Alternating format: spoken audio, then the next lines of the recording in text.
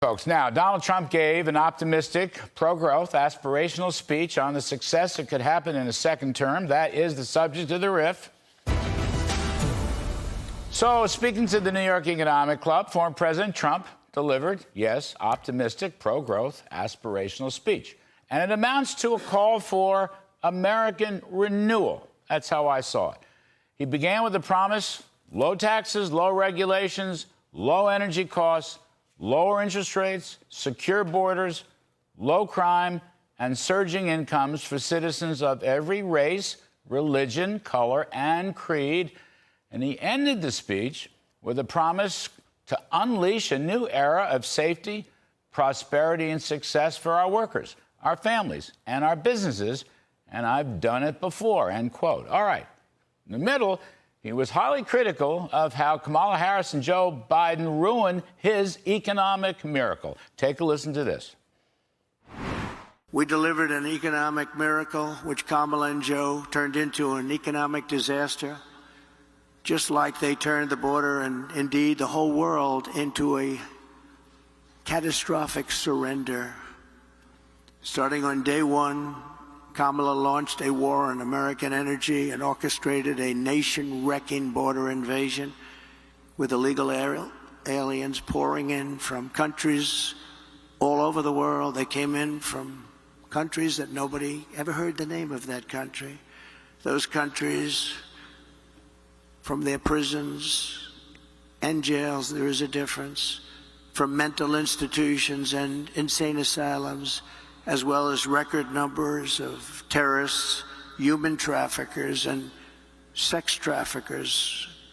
Numbers that we've never seen before taking place over the last 3.5 years. Then Kamala cast the deciding votes on trillions of dollars in wasteful spending, which together with their terrible energy policies gave us the worst inflation perhaps in the history of our country. All right, so tough stuff. Now, he pledged to liberate the economy from crippling regulation, and perhaps the biggest applause line came from his mention of Elon Musk and a new efficiency commission. Take a listen to this one. Fourth, at the suggestion of Elon Musk, who has given me his complete and total endorsement. That's nice. He's a smart guy. He knows what he's doing. He knows what he's doing. It's very, very much appreciated. I will create a government efficiency commission tasked with conducting a complete financial and performance audit of the entire federal government and making recommendations for drastic reforms. We need to do it. Can't go on the way we are now.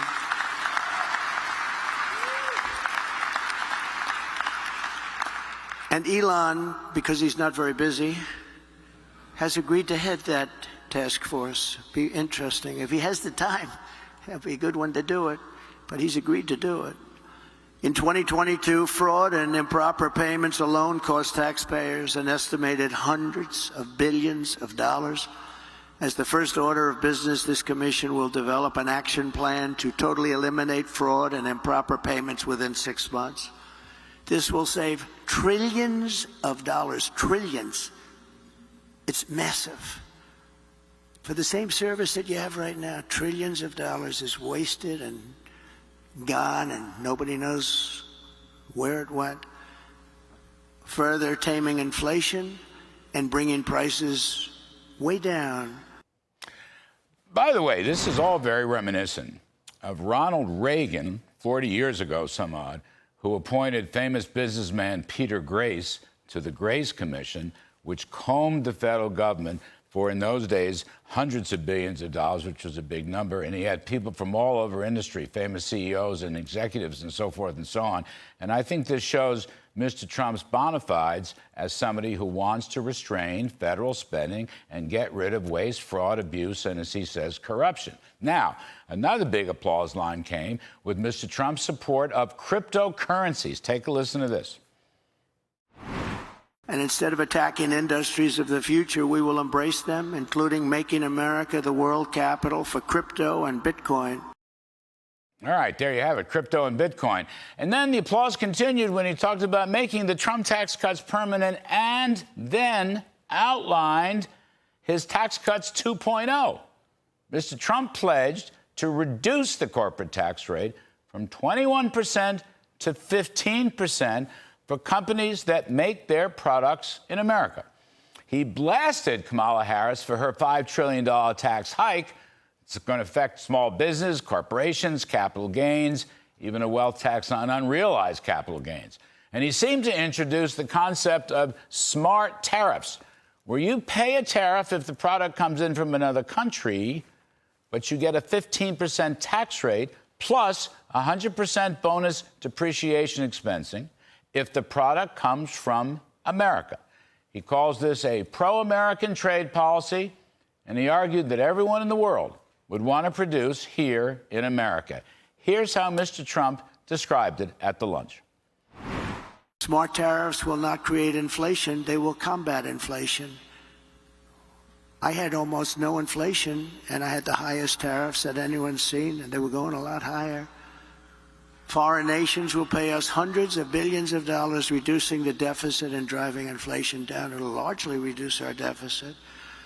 In my first term, we imposed historic tariffs with no effect on consumer prices or inflation. A combination of fair trade, tax cuts, regulatory cuts, and energy abundance will allow us to produce more goods better and cheaper right here in the USA than we've ever done before.